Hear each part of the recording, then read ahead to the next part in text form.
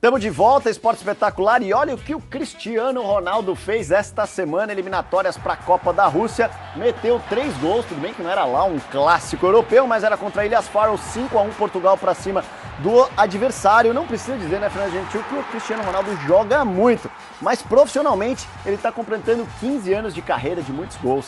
Por isso que vamos, claro, merecidamente homenageá-lo com uma série de reportagens. Agora, a história é vitoriosa, todo mundo sabe.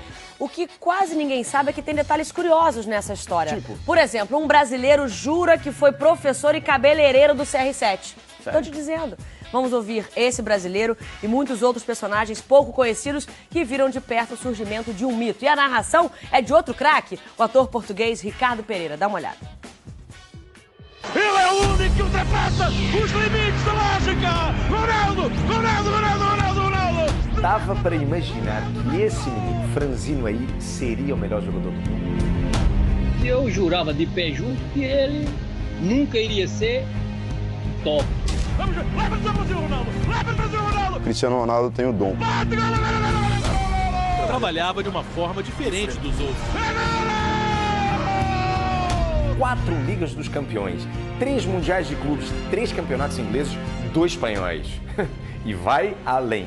Foi eleito 4 vezes o melhor jogador do mundo. E este ano é o favorito a levantar o troféu mais uma vez.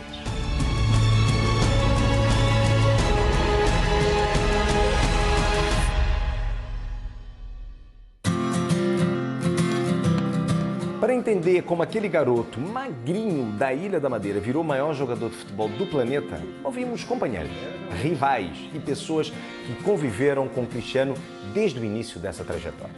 E eles revelam um segredo muito bem guardado. Vocês sabem que o projeto do craque quase foi derrotado pela saudade. A saudade.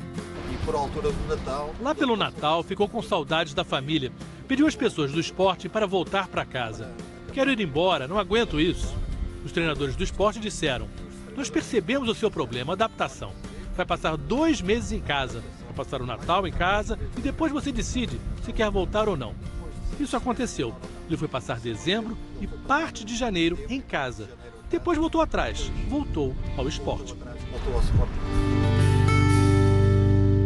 Cristiano chegou a Lisboa com apenas 12 anos de idade, filho de uma cozinheira e um jardineiro que era também o roupeiro do clube Andorinha.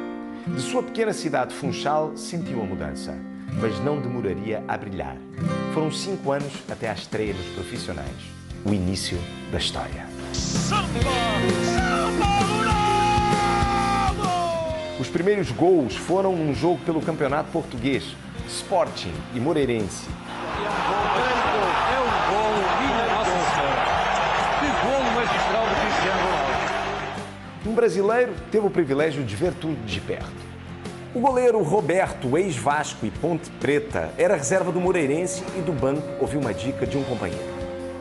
Daí, quando o Cristiano Ronaldo foi entrar, ele ainda falou assim, ó, presta atenção nesse gajo, vai ver a velocidade desse gajo. Aí eu assim, então vamos ver.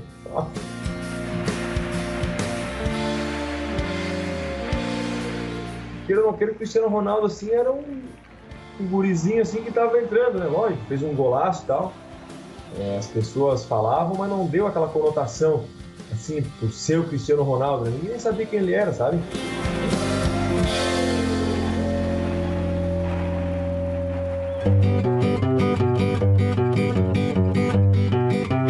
No mesmo período, um outro brasileiro jogava com o Cristiano no Sporting.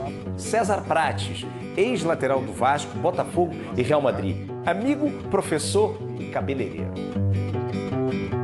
Cristiano tinha um cabelo no início que não era mais longo e bastante ondulado. E ele queria então ter o cabelo liso também. E ele pediu como é que eu tinha o cabelo assim. Passei o produto, passei um pente bem fininho, que daí, tá vendo? Olha os cabeleireiros aí. Conforme tu passava com o pente mais fino, ele ficava mais liso ainda. Cara, e ficou ali, isso daí, o cabelo crescendo, então o produto ia saindo, né? Então, mas o Cristiano teve aí essa oportunidade, essa façanha de ter César Prates como seu cabeleireiro. Responsável pelo visual e, segundo ele, um mentor. A cobrança de falta era um posicionamento que eu tinha, que eu aprendi, põe a bola aqui, aqueles 3 passos para trás, o posicionamento, concentra. Quando o juiz apitou, você espera um pouquinho para dar aquele tempo de ansiedade e depois você bate como você está acostumado nos treinos. A arbitragem autoriza. César Prates arriscou de pé direito. Gol! Ele via muito e ele ficava observando. Talvez isso tenha sido um pouquinho daquilo que a gente procurou ensinar.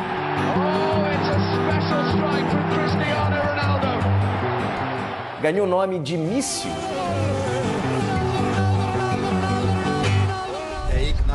Aí que nasce o que ficou conhecido como Tomahawk, a cobrança dele com força e colocado ao mesmo tempo para passar por cima da barreira. Ele trabalhou horas seguidas sem ninguém pedir.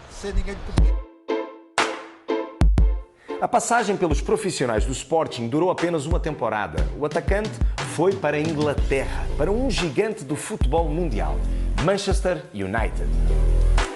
Foi apresentado ao lado de Kleberson, campeão do mundo com a seleção brasileira um ano antes. Mas tinha gente na Inglaterra que não acreditava no sucesso do português.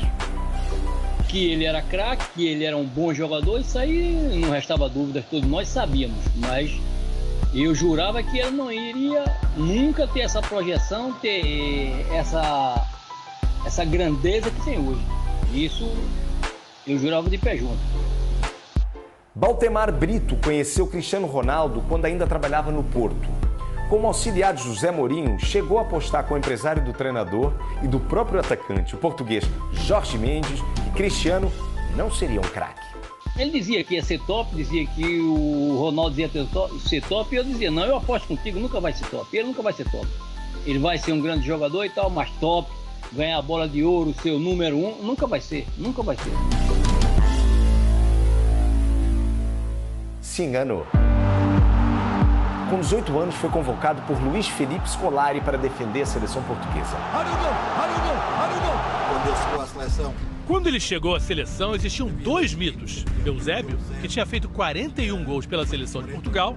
Depois apareceu Pedro Pauleta, que encerrou a carreira com 47 gols.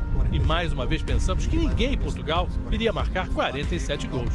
Cristiano já tem 78 gols marcados. Acredito que vai se aproximar dos 100 ou chegar lá. Poderá aproximar-se dos 100 ou mesmo chegar lá.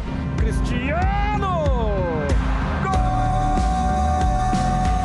Hoje eu defino o Cristiano Ronaldo como um homem gol, né? Cristiano é um jogador que tinha o dom de jogar futebol. E é diferente de outros jogadores que, vou citar um exemplo para não ser muita rivalidade, vou citar então o Neymar. O Neymar tem o talento, o Cristiano Ronaldo tem o dom. É dele! Cristiano Ronaldo é o nome dele! No próximo domingo, o segundo episódio da série sobre os 15 anos da carreira de Cristiano Ronaldo, a liderança na seleção portuguesa e a transferência, a grande transferência para o Real Madrid ao lado de Kaká. E tem também o lado musical de CR7, como você nunca viu.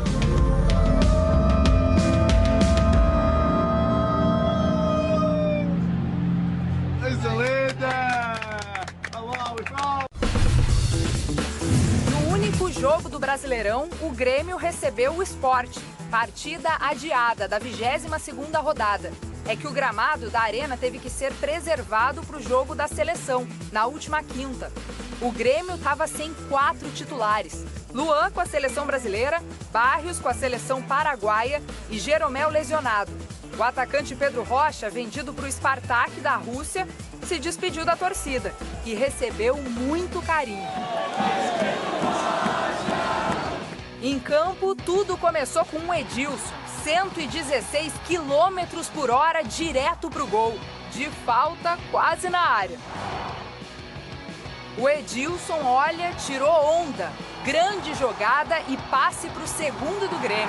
O Everton apareceu para mandar para dentro.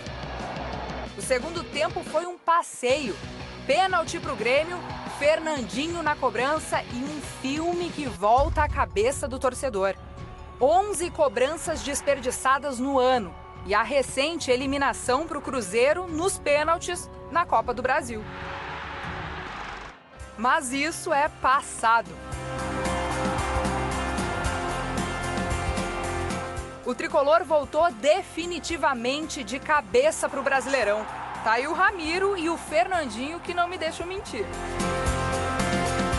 As alterações do Luxemburgo não surtiram efeito.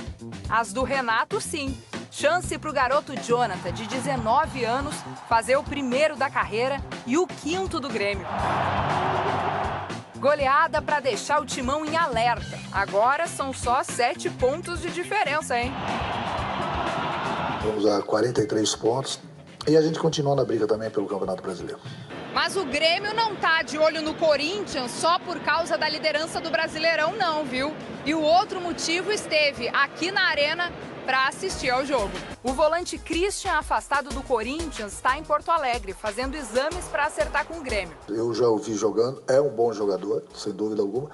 Vai nos ajudar. Reforço, goleada, enquanto os tricolores curtem o resultado, do outro lado... Se a diretoria do esporte achar que deva trocar o técnico, faz parte do futebol.